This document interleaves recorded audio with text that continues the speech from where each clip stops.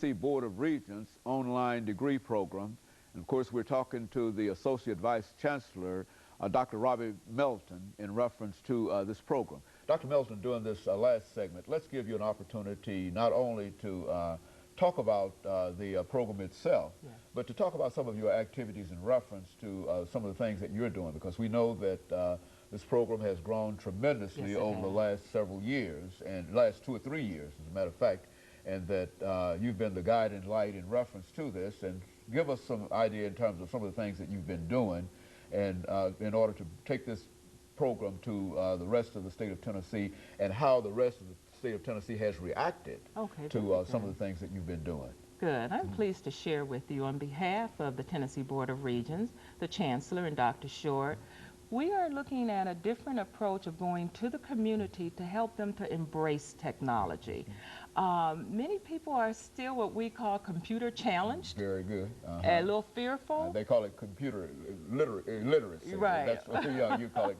Very good. I understand exactly. Our audience also understands, because many of them probably are, as I was at one time. Yeah, it can be a little scary. Well, my role is to also meet with the community, whether it's churches, clubs, to let them see what technology can do. Do you know 25% of the jobs right now today will be taken over by technology?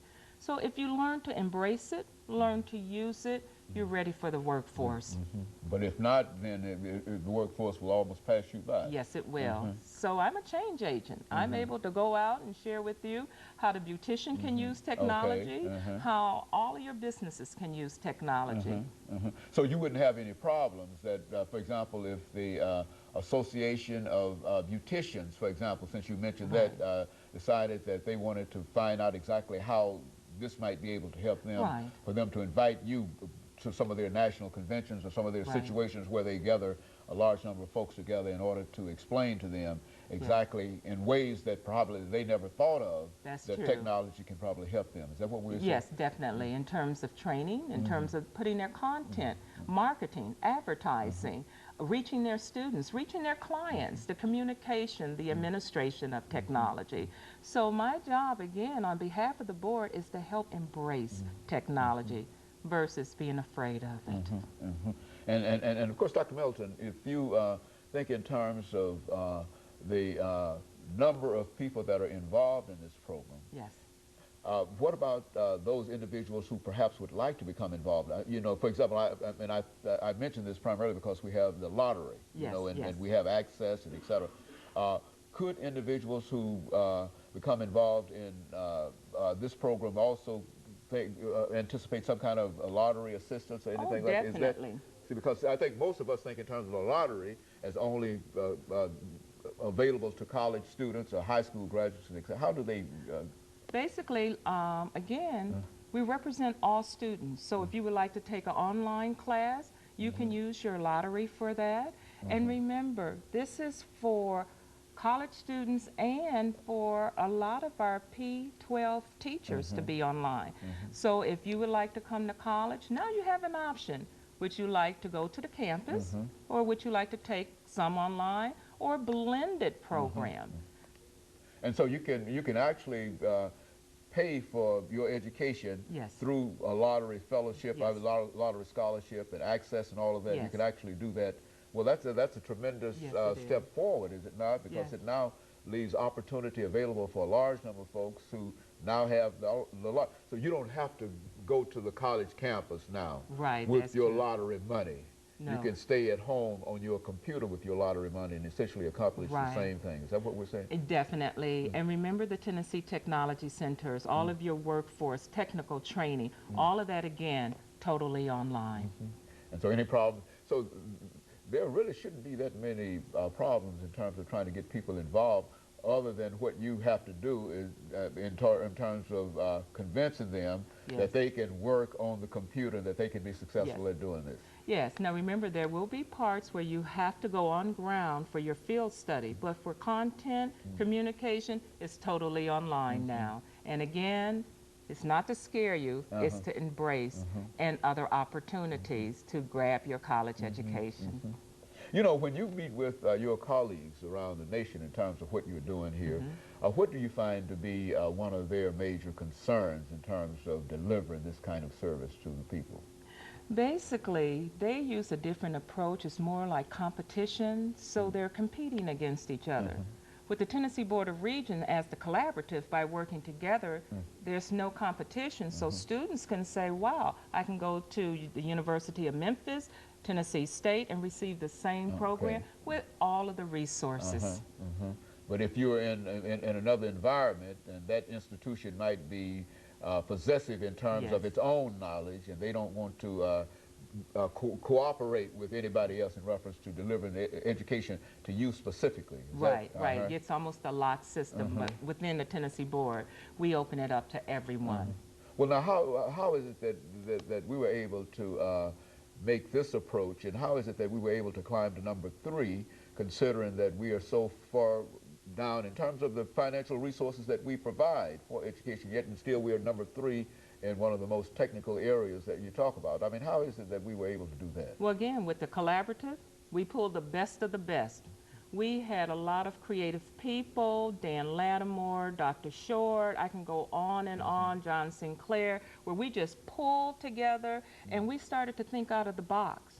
And thinking out of the box is what was able to, here you go, Regents Online. And so this is really a DVD. Yes, it is. On the whole question itself. Yes, it is. If you would like to go to school, we send you a free CD. Okay. It has all of the information, tutorials, and we have 24/7 technical help and someone there all night and day to help guide you through. And so the only thing that a person who might be interested in this program today would have to do is to get on his or her computer and mail you and tell you to send them a copy of this particular CD, and they will receive that, and they are now prepared to start dealing with you. Yes, we make it, let me put it this way, easier. All you have to do is call our toll-free number, 1-888-223-0023, or www.rodp.org,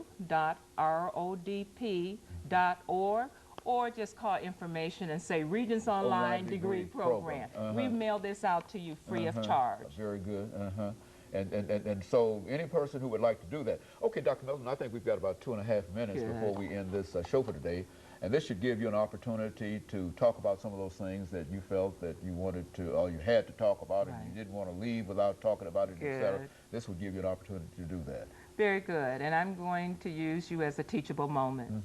We are all in need of lifelong learning. There are many subjects, many things you would like to learn. Now, with the Tennessee Board of Regents Campus Collaborative, we can bring it right to you 24 hours, 7 days a week. So again, with this technology, I want to say to the viewing audience, embrace it. You don't master it because there's a major change every 90 days. There's so much information to talk about mastering, but if you can become familiar with it, understand, and it's not that difficult. Is that what you're saying? No, it's that point, click, and now you don't even have to type. You can talk, and the computer will take over. Yeah, so it's amazing. It's amazing the opportunities that are now available for people that. What about the disadvantaged or the disabled? Is there any?